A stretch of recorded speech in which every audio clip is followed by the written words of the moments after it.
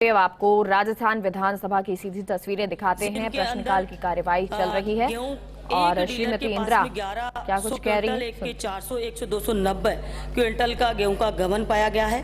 और माननीय अध्यक्ष महोदय, मैंने पूछा है कि सरकार की जो योजना है कि निःशुल्क गेहूं का वितरण किया जाएगा, वो दे नहीं रहे हैं। उसके लिए माननीय अध्यक्ष महोदय एक नोटिस दिया भी गया है, जो कारण प्रश्न सर मैं दो प्रश्न पूछे हैं सर। इसमें नोटिस में ये दिया गया है कि गेहूं का वितरण उपभोक्ताओं के द्वारा पूछा गया, तो उसमें ये पाया गया है कि गेहूं का पैसा लिया गया है और 10 की जगह 5 किलो गेहूं दिया गया। ये नोटिस में स्पष्ट लिखा गया है। प्रश्न पूछे, उसके बावजूद अधिकारी गलत जवाब दे रहे हैं। दूसरा, अध्यक्ष प्रश्न पूछे, प्रश्न क्या आपका? प्रश्न ये है कि जो जिन अधिकारियों की वजह से ये गलत हो रहा है क्षेत्र के अंदर, उपभोक्ताओं को समय पर गेहूं नहीं मिल पा रहा है, उपभोक्ताओं से गेहूं के पैसे ले रहे हैं, आप बोले जा रहे हैं उन पर कार्रवाई होगी या नहीं होगी? अध्यक्ष महोदय, जो विधायक महोदय ने बहुत गंभीर बात कह दी, असत्य है। मैं कलेक्टर की अध्यक्षता में अभी आज से ही जांच कमेटी की घोषणा करता हूं। 5 दिन में जांच कमेटी रिपोर्ट करके अध्यक्ष के सामने पेश करेगी। ये गरीब योजना का गेहूं है, इसलिए तैयारी करके विधायक को यहां बोलना चाहिए। और विधायक जी से मैं कहूंगा, कलेक्टर और डीएसओ आपके घर पे आएंगे, आकर आपसे पूरे तथ्य लेंगे और जो जिम्मेदार अधिकारी है उनके खिलाफ सख्त से सख्त कार्रवाई डिपार्टमेंट करेगा। लेकिन आपको तथ्य प्रस्तुत करने पड़ेंगे, क्योंकि आपने बात माननीय मंत्री जी बोले, आप खड़े हो रहे हैं, जब आपने बात कह दी। मैं अध्यक्ष महोदय इसलिए ये बात कह रहा हूं, ये ऐसा डिपार्टमेंट है जहां पोस्ट मशीनों से वितरण होता है।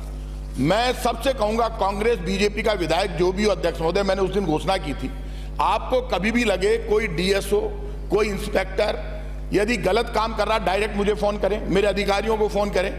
एसीएस अभय कुमार सिंह लगे हुए हैं और बाकी हमारे अधिकारी हैं, मैं नाम भी बता रहा हूं। आप डायरेक्ट फोन करेंगे, हम कार्रवाई करेंगे। ये गरीब का गेहूं है और ये ऐसी योजना है, जब फूड सिक्योरिटी एक्ट लागू किया गया तो उसके बाद इसको ऑनलाइन किया गया।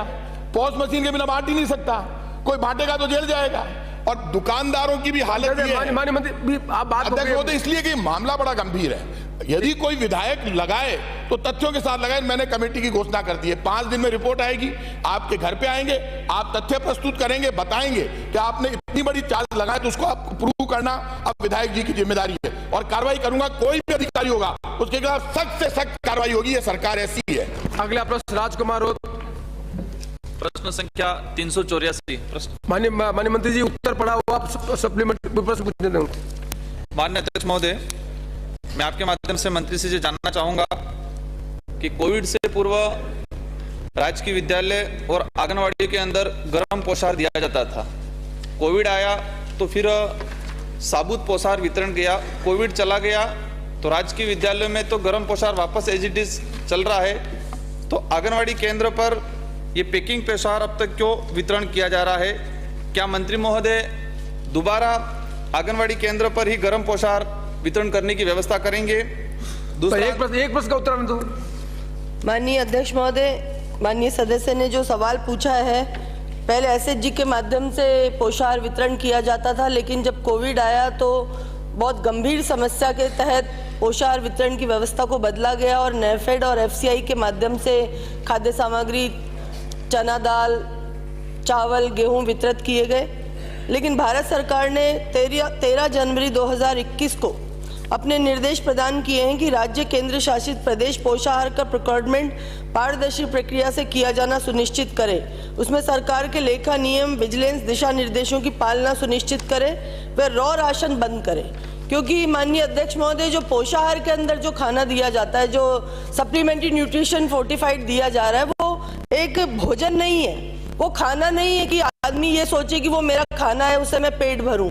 वो सप्लीमेंट्री न्यूट्रिशन है, जो गर्भवती धात्री महिला, बच्चे को जो बेसिक खाने के बीच में जो चीजें नहीं मिल पा रही हैं, उनको सप्लीमेंट्री न्यूट्रिशन के तौर पे वो दिया जा रहा है। तो ये भारत सरकार ने स्पष्ट निर्देश दिए कि आप रॉ राशन बंद कर दिया, फोर्टिफाइड माइक्रो न्यूट्रिएंट भोजन को व्यवस्था को चालू करिए। इसके तहत ये व्यवस्था हम लोगों ने शुरू की। माननीय अध्यक्ष महोदय, आंगनवाड़ी पर जो पोषाहार वितरण हो रहा है उसको काफी बार शिकायत आई है। मंत्री जी ने जवाब दिया है कि रैंडमली आधार पर आंगनवाड़ी केंद्रों पर नमूने लिए जाते हैं और उसकी जांच कराई जाती है। तो पिछले 1 वर्ष के अंदर कितने नमूने लिए गए, उनकी क्या जांच रिपोर्ट आई, वो सदन को अवगत कराएं। माननीय अध्यक्ष महोदय, हर परियोजना के तहत हर 3 महीने में 6 बार रैंडमली सैंपल लिए जाते हैं और जो माननीय सदस्य ने पूछा है, उपनिदेशक डूंगरपुर द्वारा माह अप्रैल से दिसंबर 22 तक 22 अप्रैल से 22 दिसंबर तक हमने जो पता किया उसके अंदर 54 नमूने आए हैं और 54 नमूनों को हम लोगों ने भारत सरकार द्वारा जो लैब निर्धारित है, जिनमें भारत सरकार ने अपनी लैब में हम लोगों को अलॉट की हुई, उन लैबों के माध्यम से जांच की गई और उन सैंपलों के अंदर किसी प्रकार की कोई समस्या नहीं आई है, ना कोई शिकायत आई है। 54 सैंपल हम लोगों ने पिछले 9 महीने के अंदर लिए हैं, उनके अंदर किसी में भी, जिसका सारी रिपोर्ट में सदस्य को पेश कर दूंगी। अगला प्रश्न प्रताप सिंह। मेरा प्लीज बेटा